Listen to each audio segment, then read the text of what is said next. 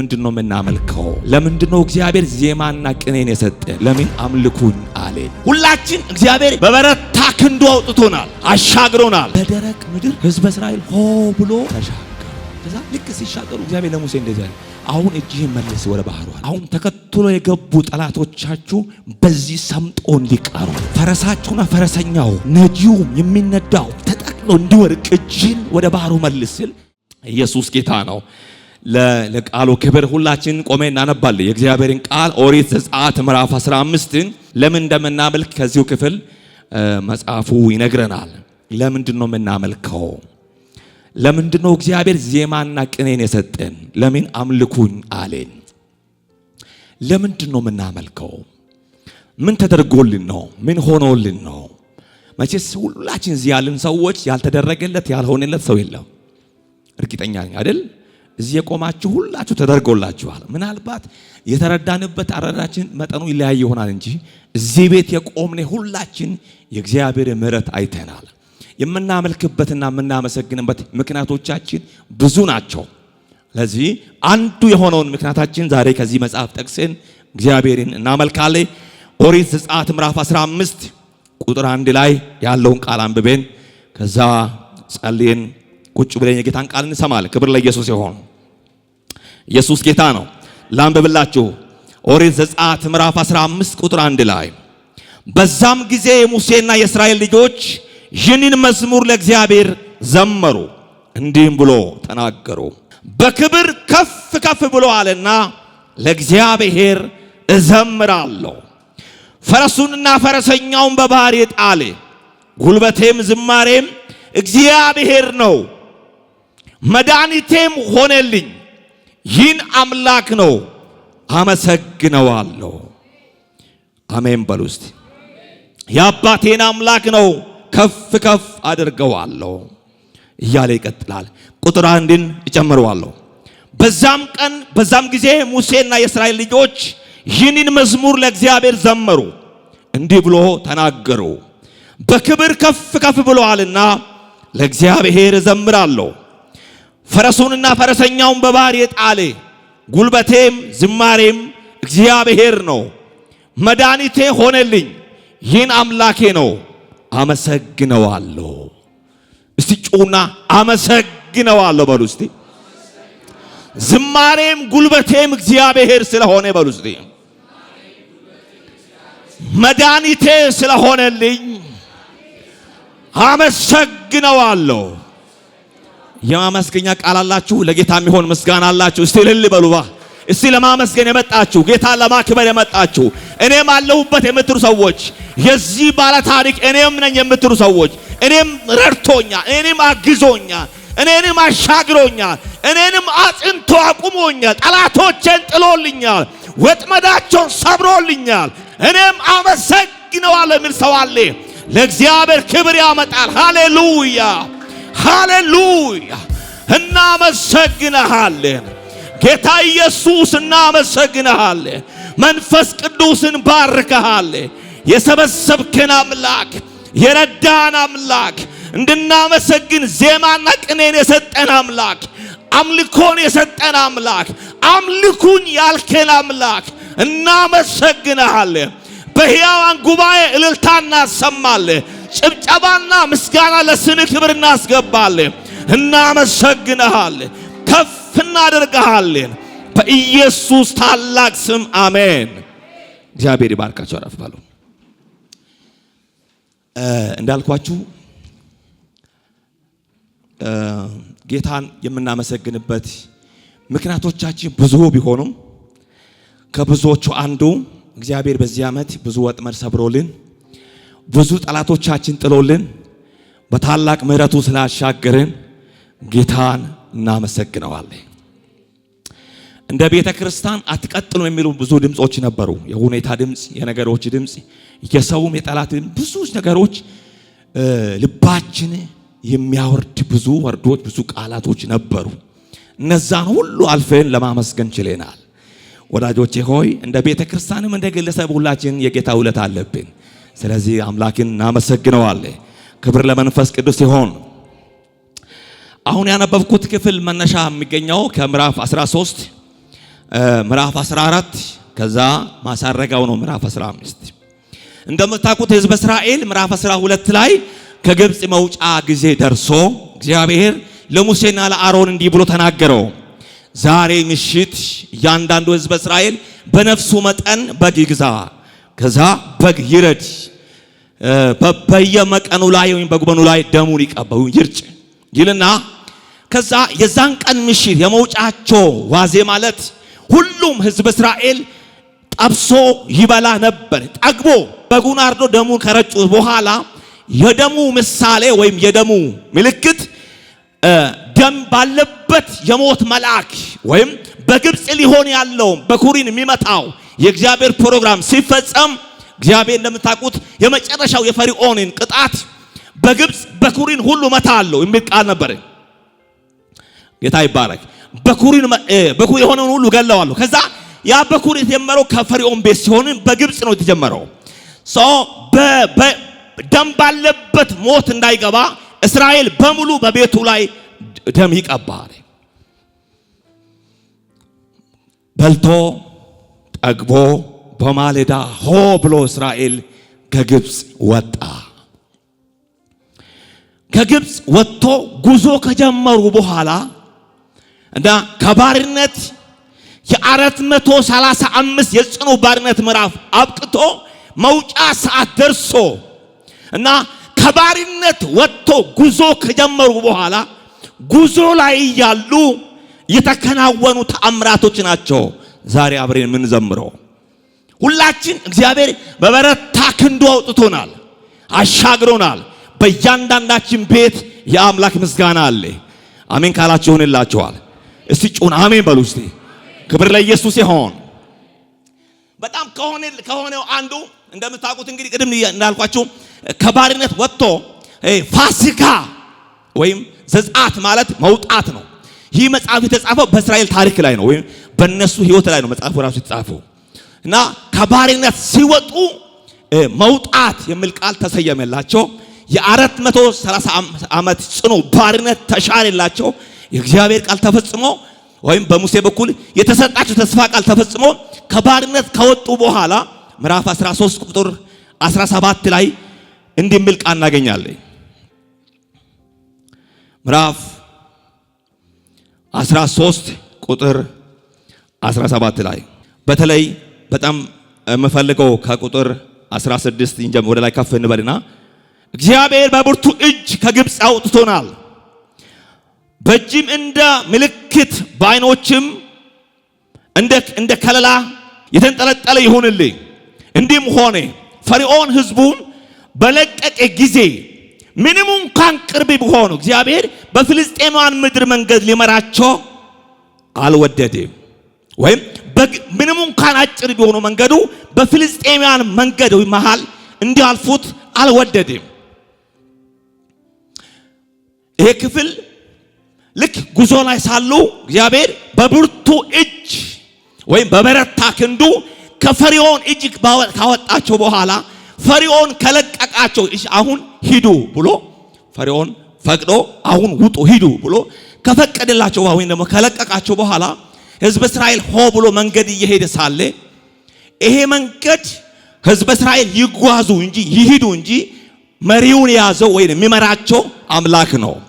በዛ ጉዞ ላይ በዚህ በተለቀቁ ጊዜ ከፈርዖን እጅ በወጡ ጊዜ መንገዳቸው ላይ ይመራቸው የነበረ አምላክ ከነሱ ጋር ስላለ ሲመራቸው ምንም እንኳን አጠር ያለች ነው ወይ ነው በአጭር ጊዜ የሚደርሱባት አጭር መንገድ ብትሆንም በፍልስጤማውያን መንገድ እንዲያልፉና እንዲሻገሩ አልወደደምና በቀይ ባህር በኩል እንዲሄዱ እግዚአብሔር ፈለገ ይላል።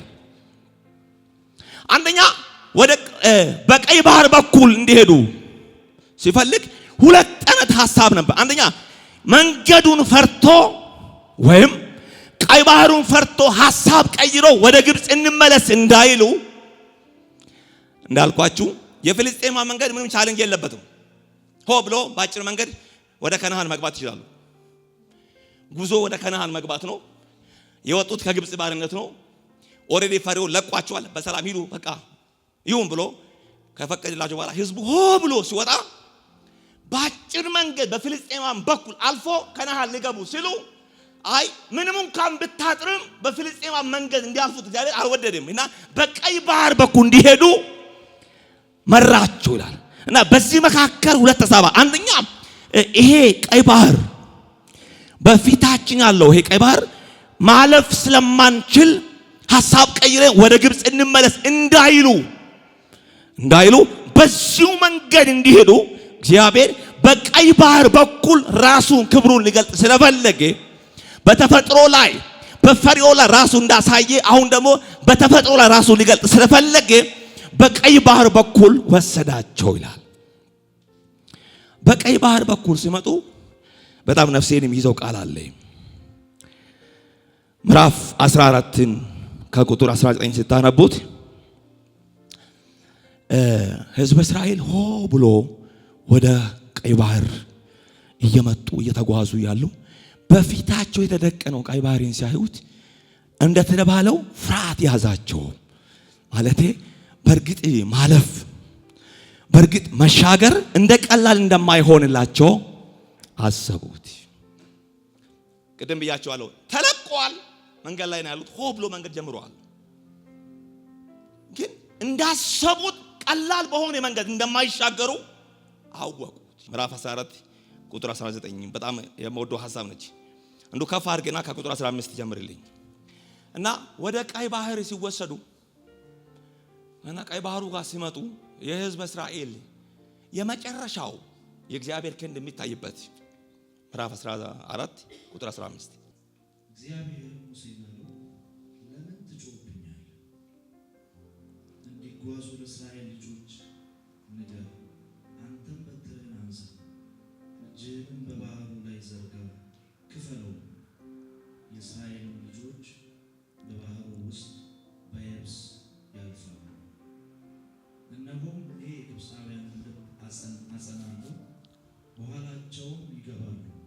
በፈርዖንና በሰራዊቱም ሁሉ በሰረገሎቹም በፈረሰኞቹም ላይ ክብር አገኛለሁ። ግብፃውያንም በፈርዖንና በሰረገሎቹ በፈረሰኞቹም ላይ ክብር ባገኘው ጊዜ እኔ እግዚአብሔር እንደሆኑ ያውቃሉ። በእስራኤልም ሰራዊት ፊት ይሄድ የነበረው የእግዚአብሔር መልአክ ፈቀቅ ብሎ በኋላቸው ሄደ። የደመናውንም አምድ ከፊታቸው ፈቀቅ ብሎ በኋላቸው ቆመ። በግብፃውያን ሰፈርና በእስራኤል ሰፈር መካከልም ገባ። በዚያም ደመናና ጨለማ ነበረ። በዚህ በኩል ግን ሌሊቱ አበራ። በቃ ቴንክ ዩ ጌታ ኢየሱስ ይባርክ። ኢየሱስ ጌታ ነው። አይ ቲንክ እኔ ይመስለኛል ሙሴን ራሱ ያስጮው የሕዝቡ ጩኸት ነው ይመስለኛል። ሙሴ እንዲጮህና ወይም ሙሴ ጩኸታቸው እንዲጮህላቸው ያደረጉት የራሱ ሕዝብ እስራኤል ናቸው። እና እየተጓዙ ሳሉ ደረሱ። ከዛ ወደ ኋላ ዞር ሲሉት የፈርዖን ወታደር ልቡ ጸንቶ ካሁን ደረሰብን እያሉ ኦሬዲ ደርሰዋል እኮ ይመለሳሉ ቢጠበቁ የፈርዖን ወታደር በጸና ልብና አቋም ይከተሏቸዋል። ካሁን ይመለሳሉ ቢባሉ አይመለሱ። ለካስ የእግዚአብሔር ሐሳብ ነው።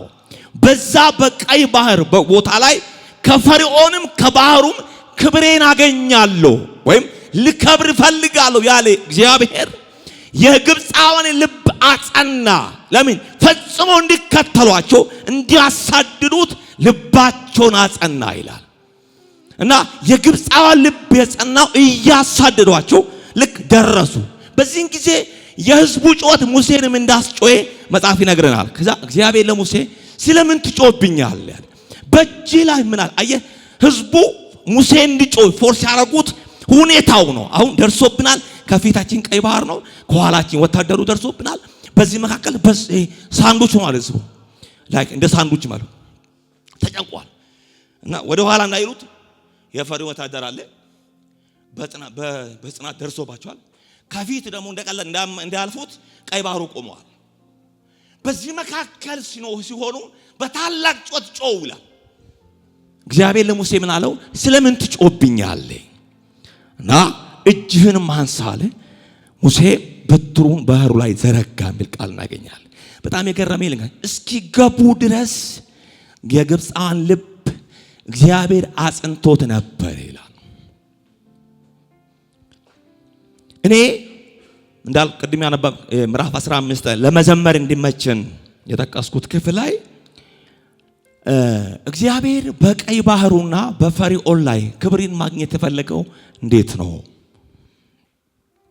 እንደ ቀላል እየተከተሏቸው እያሉ የእግዚአብሔር መልአክ በፊታቸው ፈቀቅ አለ ይልና የሆነ የእግዚአብሔር መገኘት ምሳሌ የሆነ ኖርማል ደመና አይደለም። ይሄ የሚዘንበው ለመዝነብ የደመነው ደመና እንዳይመስላችሁ የአምላክ ክብር ምሳሌ የሆነ ወይም የእግዚአብሔርን ክብር የወከለ መገኘቱን የወከለ ደመና ፊታቸው ወይ መሃላቸው ገባ ይላል። በግብፅና በእስራኤል መካከል የእግዚአብሔርን ክብር የሚወክል ደመና መጥቶ መሃላቸው ገባ ይልና ይህ ደመና በግብፃው ላይ ጨለማን በእስራኤል ፊት ብርሃንን ሰጥ ይላል።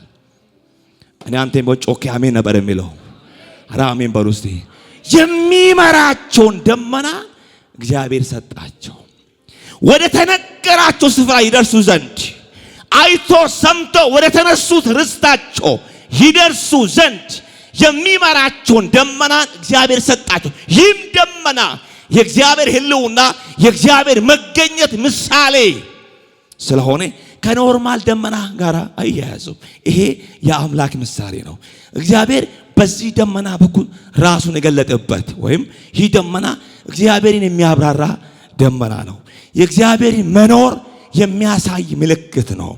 ለመርቃችሁ የሚመራችሁን ደመና እግዚአብሔር ይስጣችሁ። ከፊታችሁ የሚሄድ ለመንገዳችሁ ብርሃን የሚሆን ለመንገዳችሁ ስኬት የሚሆን እግዚአብሔር ደመናን ይስጣችሁ። አቦጩና እስቲ አሜን በል እስቲ። ኢየሱስ ጌታ ነው። ደመናው መጣና እና በእስራኤልና በግብፅ መካከል ገባ። ይህም ደመና በግብፃውያን ጨለማ ለእስራኤል ብርሃንን ሰጥ ይላል። ብርሃን ሆነላቸው። አሜን በሉ እስቲ። ሃሌሉያ። አንድ እምነት ተሰምቶኛል። ብቻችን ሳንሆን የሚመራን ደመና የሚያደርሰን ደመና ጠላቶቻችን ከኛ ላይ የሚመልስ ደመና ከዚህ በኋላ ከፊታችን ወጥቷል። እስቲ ጩና አሜን በል እስቲ። ኢየሱስ ጌታ ነው። የሚመራቸው ደመና ጠላቶቻቸውን የሚያጨልም ደመና። ይህ ደመና የመጀመሪያ ስራው የጠላቶቻቸውን አይን መያዝ ነው። አሜን አሜን ሃሌሉያ። እግዚአብሔር ላከላቸው ደመና መጀመሪያ ለስራ ያደረገው ስራ ምንድነው ካላችሁ የጠላቶቻቸውን አይን ያዘው። አይናቸውን አጨለመ ይላል። እንዳይደርሱባቸው እንዳይይዛቸው እና እንዳይዟቸው የጠላቶቻቸውን አይን በደመናው አጨለመ ይልና ይህ ደመና ለእስራኤል ደግሞ ብርሃን ሆነ። አሜን። ሲጮና የሚመራኝ ደመና በሉ እስቲ። ድገሙና በኃይል ተናገሩ ባካችሁ። 2018 ላይ እንዲህ ብዬ ባንተ ላይ አውጃለሁ። በጠላቶች እንዳትመታ፣ በሚከተሉ እንዳትያዝ፣ በሚቀኑብህ እንዳትወድቅ የሚመራ ደመና ይስጣችሁ። የሚያደርስን ደመና ይስጣችሁ። እስቲ ጩና አሜን በል እስቲ። ኢየሱስ ጌታ ነው። የሚመራቸውን ደመና ሰጣቸው። ይህም ደመና ለጠላቶቻቸው ጨለማ ለነሱ ብርሃን ሆነ። እናንተ አጨብጭቤ ነው ለጌታ ክብር የሚሰጠው። ሁራና ማጋስ አሜን አሜን። ከጎን ያለውን ሰው ለ2018 በሉት የምትሻገርበት እግዚአብሔር ወደ አለ ስፍራ የምትደርስበት እግዚአብሔር ደመናን ይሰጣል በሉት። ይህ ደመና በሉት የጠላቶችን አይን ይይዛል። ላንተ ብርሃን ይሆንልሃል። እኔ አንተ ጮክ አሜን ነበር ማለት ኢየሱስ ጌታ ነው። የጠላቶቻቸው ዓይን በዚህ ደመና ተያዘ ይላል። የጠላቶቻቸው ሰረገላ ሲሰሙ ተያዝ። እየተጣደፉ እየፈጠኑ ደረስን ስሉ ሳቁት ተያዙ። ጨለመባቸው። እመነኝና አሜን በለኝ። የሚከተሉ ይያዛሉ። ኮቴህን የተከተሉ ስምህን የሚከተሉ ስኬትህን የሚከተሉ የደረስከበትን ክብር አይቶ የሚቀኑ የሚከተሉ በዚህ ዓመት በዚህ ደመና ይያዛሉ። በእግዚአብሔር ክብር ይያዛሉ። ጩነስ አሜን በለን ጊዜ ኢየሱስ ጌታ ነው። አይ ብራዘር፣ ይህ ደመና ለጠላቶቻቸው ጨለማ፣ ለነሱ ግን ብርሃን ሆነ። አሜን አሜን አሜን። እኔ ይሰማኛል በዚህ ዓመት ልዩነት ይሆናል። እንደ ሀገር አንፈራም፣ በደቦም አንፈራም፣ እንደ ህዝብም አንሰጋም። በእናንተና በሚያሳድዳችሁ መካከል የሆነ ልዩነትን የሚያደርግ የእግዚአብሔር ደመና ይመጣላችኋል። ልዩነትን የሚሰጣችሁ አሜን በላንድ ጊዜ እግዚአብሔር ምስክሬ ነው። እና በመካከላቸው ገባ። ከዛ በጣም የሚገርማችሁ ለሊቱ ሙሉ የምስራቅ ንፋስ ይነፍስ ነበርና ባህሩ ኦልሬዲ ደርቋል። እና መጽሐፍ ስናቀን እንደ ግድግዳ ቆሞ ህዝቡን አሻገረ ይላል። ያሻገረው ባህሩ ራሱ እኮ ነው። እግዚአብሔር ግብፃን የተዋጋው በተፈጥሮ ነው። እና እግዚአብሔር ግብፃንን የመታው በተፈጥሮ ነው የተዋጋቸው። በተፈጥሮ ነው የተዋጋቸው። እና ለሊቱ በሙሉ ንፋስ ይነፍስ ነበር። በዚህ ብርቱ ንፋስ ማዕበሉ ወይ ቀይ ባህሩ ደርቆ ነበር። እና በደረቅ ምድር ህዝበ እስራኤል ሆ ብሎ ተሻገሩ። ከዛ ልክ ሲሻገሩ እግዚአብሔር ለሙሴ እንደዚህ አለ፣ አሁን እጅህን መልስ ወደ ባህሩ አለ። ለምን? አሁን ተከትሎ የገቡ ጠላቶቻችሁ በዚህ ሰምጦ እንዲቀሩ፣ ፈረሳችሁና ፈረሰኛው ነጂውም የሚነዳው ተጠቅሎ እንዲወርቅ እጅህን ወደ ባህሩ መልስ ሲል ልክ ሙሴ ዞሮ እጁን ሲዘረጋ ያ ደርቆ የነበረው ባህር በጠላቶቻቸው ተመለሰ እና ጠላቶቻቸው ሰጠሙ። አሜን በለኛ ብራዘር። በዚህን ጊዜ እግዚአብሔር ፊት እና የአሮን እህት ማርያም ከበሮዋን አነሳች።